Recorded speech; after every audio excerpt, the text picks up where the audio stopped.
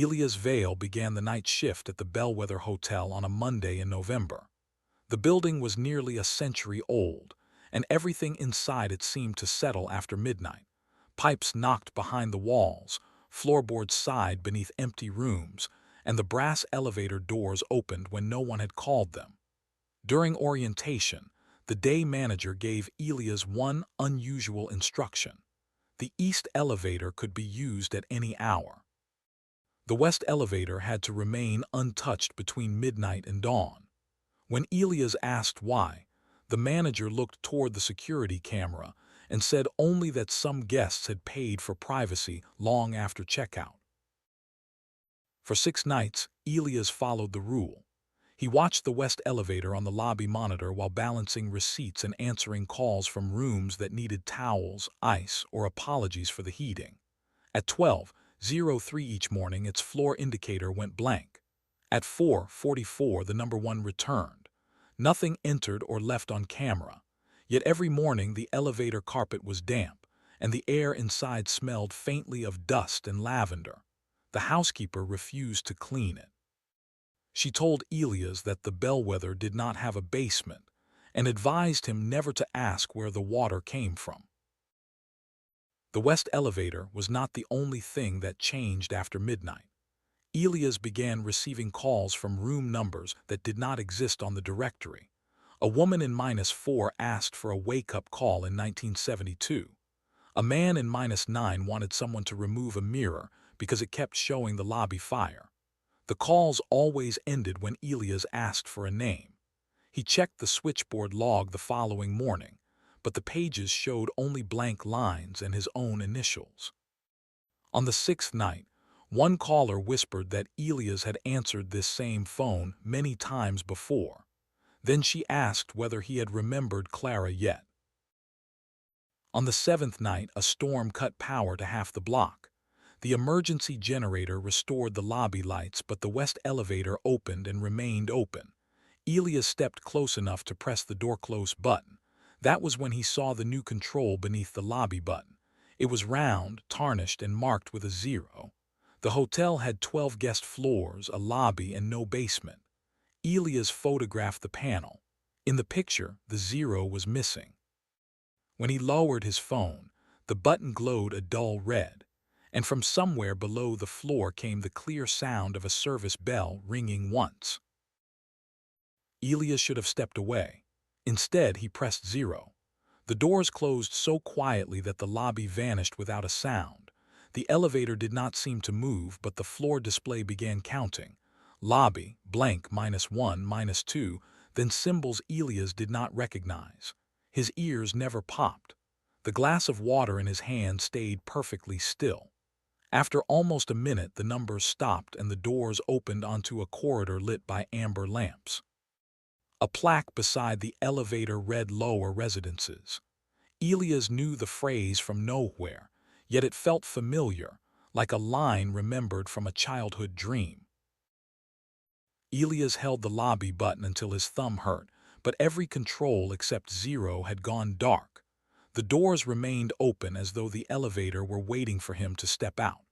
A black hotel telephone stood on a table across the corridor. It began ringing. When Elias answered, he heard the Bellwether lobby and his own voice calmly checking in a guest. The conversation was dated 31 years earlier. The older Elias gave the guest a key to room 713, then warned her never to use the west elevator during a fire. A child cried in the background. Before the line died, the older voice said, "You always come down when you hear the bell." The corridor was wider than the hotel above and far longer than the property itself. Room numbers decreased as Elias walked. -1, -2, -3. Behind each door, someone whispered. At first, he thought guests were talking in their sleep. Then he realized each voice was confessing something. A woman admitted she had left her sister alone at a hospital. A man repeated the location of money buried beneath a garage. A child described a face everyone in his family had agreed to forget. Elias called out, but every voice stopped at once.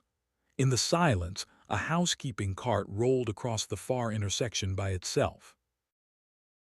An evacuation map hung at the next intersection, though no exit was marked.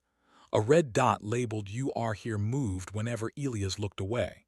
The corridor redrew itself around the dot, adding rooms faster than he could count. Some carried dates instead of numbers. One was labeled "The Night You Lied to Your Mother." Another read December 4th, 1989. When Elias touched that label, heat pressed through the brass and smoke filled his mouth. He stumbled back, and the map briefly showed a second red dot moving toward him from room -13. Under it appeared a name, Elias Vale, Night Auditor. The title matched the badge pinned to his chest. The cart was coated in gray dust, yet the folded towels were warm. A silver name tag on the handle belonged to Miriam Crow, the housekeeper who had warned Elias about the elevator. Beneath it lay a staff photograph dated 1989. Miriam stood in the front row looking exactly as she did upstairs. Elias turned the photograph over. Someone had written, "She remembers for us." The corridor lights dimmed one by one behind him. From room -6 came the scrape of a chair, followed by Miriam's voice asking whether Elias had brought the checkout ledger. He did not answer. The door handle began to turn anyway. Elias pushed the cart away and found a leather book resting on its lower shelf. The pages listed names of guests currently sleeping above. Beside each name was an object and a sentence. Wedding ring, the night before the ceremony. Photograph, the child who never came home. Brass key, the room where the fire began. Every entry ended with a price and a date. The bellwether had not been selling rooms. It had been storing memories people could no longer live with. Near the final page, Elias found the night manager's name. His price was 31 years. His surrendered memory was listed as the West Elevator. Behind the ledger room, Elias found the hotel's lost property vault. Shelves vanished into darkness, crowded with objects from every decade. Wedding rings, cassette tapes, children's shoes, sealed letters, and keys to houses that no longer stood. Each item carried a claim ticket and a memory price. When he lifted a burned photograph, he remembered a girl coughing against his shoulder while smoke rolled across an elevator ceiling. The memory vanished the moment he returned the picture. Elias filled his pockets with tagged objects, hoping their owners could reclaim what the hotel had taken. The shelves groaned. Somewhere overhead, sleeping guests began speaking forgotten names in unison. The last line was blank until Elias touched it. Ink surfaced beneath his fingertip and formed his full name. The object column filled with the words "Employee Badge." The memory column remained empty. Then a room number appeared, -13. Elias had never stayed at the Bellwether, but he knew where that room was. He could picture its green wallpaper, the stain beneath the window, and the wardrobe with a broken mirror. The knowledge arrived complete and impossible. Far down the hall, a door opened. Warm light spilled across the carpet, and a voice identical to Elias whispered that he had finally come back for the rest of himself. Room -13 carried no number. A brass plaque displayed Elias Vale as if he were a permanent resident. Inside, the television played security footage from the hotel lobby. Elias watched himself report for work night after night across 31 years. His clothes changed with each decade. His face never did. On the bed lay dozens of employee badges, all bearing his name and photograph. The oldest was dated before his birth. The newest expired tomorrow. When he picked it up, a memory broke open. Smoke in the West Elevator, a woman screaming, and Elias promising the hotel he would forget anything if it let one guest survive. The television changed to footage dated December 4, 1989. A fire had started on the 7th floor. Guests crowded the stairwells while the West Elevator ignored every safety lock and carried people down. Elias stood inside wearing a bellman's uniform. He remembered each trip now. On the final descent, the elevator stopped below the lobby and offered him a bargain. The bellwether could remove the fire from public memory, spare the hotel's reputation, and return the trapped guests. In exchange, someone had to remain as keeper of what was forgotten. Elias had agreed. Each time he remembered the bargain, the hotel erased him and hired him again. A filing cabinet inside room -13 held contracts signed by every bellwether manager since the fire. Each manager promised to keep the west elevator operating and supply the lower floor with memories freely surrendered by guests. In return, the hotel protected itself from scandal, bankruptcy, and time.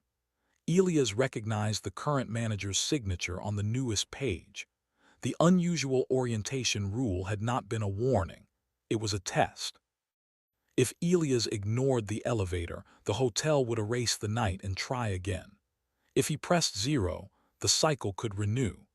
At the bottom of the contract, a handwritten note instructed management to hire Elias whenever he began remembering Clara Moss. A bell rang through the room's telephone. Elias answered and heard the lobby above. A guest was standing at the desk demanding to check out. The night manager had gone home. Miriam whispered over the line that Elias had to choose what the guest would leave behind. If he refused, the lower rooms would open and return everything stored inside them. Across the corridor, locks began clicking in sequence. Voices rose behind the doors, no longer confessing but demanding to be remembered. Elias imagined hundreds of people waking upstairs with grief, guilt, and terror restored at once. He also understood that accepting the ledger would begin his 31-year cycle again. The television showed the waiting guest. She was a young woman named Clara Moss, registered in room 713. She held a photograph burned around the edges and kept asking why she could not remember her mother's face. Elias found her entry in the ledger. 31 years earlier, Clara had been the child he carried from the fire. The hotel had taken her memory of that night as part of his bargain. Now she had returned because the missing years had hollowed out everything around them. Clara looked directly into the lobby camera and said Elias' name. The corridor shook. No guest was supposed to remember the keeper. Through the lobby monitor, Clara told Elias what had brought her back. Since childhood, she had dreamed of an elevator descending through smoke while a young bellman covered her face with his coat. Every therapist told her the dream was invented because no fire appeared in hotel records. The previous week, a package arrived containing the burned photograph and a room key stamped 713. On the back, someone had written, "Ask Elias what he traded for you." Clara held the key toward the camera. The lower corridor lights brightened, as if recognizing it. Elias finally remembered placing the child in Miriam's arms before making his bargain with the elevator. Miriam emerged from room -6 wearing the same uniform as in the old photograph. She admitted that she had served as keeper before Elias. During the fire, she had tried to abandon the ledger, forcing the hotel to choose someone else. Elias had volunteered without understanding the cost. Miriam had spent 31 years maintaining the lower floor and guiding each new version of him away from the truth. This time, she said, the cycle was failing because Clara remembered. The hotel required a choice: erase Clara again, replace Elias with her, or open every room. Miriam placed the master key in his hand and warned that freedom and mercy were no longer the same thing. The master key did not open doors. It opened outcomes. Miriam turned it inside the broken wardrobe mirror, and 3 reflections appeared. In one, Clara left smiling but forgot Elias forever. In another, Clara wore the night auditor's badge while Elias escaped into daylight. In the third, every lower door stood open and the bellwether burned as it should have in 1989. Miriam explained that the hotel survived by making mercy private. One person forgot so everyone else could continue. Opening the rooms would make the truth public, but it would also return unbearable memories without warning. Elias asked which reflection was real. Miriam said whichever one someone was willing to pay for. Elias returned to the elevator with the ledger. Instead of writing what Clara would forget, he tore out her page. The corridor lights turned red. Doors opened on both sides, revealing rooms filled not with people but with moments. A kitchen before an argument, a roadside after an accident, a nursery left untouched for years. The memories moved through the corridor like wind, passing through Elias and leaving pieces of other lives behind. He pressed the lobby button. The elevator refused to close until he placed his oldest employee badge beneath the 0 button. The metal softened around it, accepting the badge like a key. Then the doors shut on the lower floor. As the elevator climbed, the released memories reached the occupied floors ahead of it. In room 204, a man remembered the brother he had abandoned.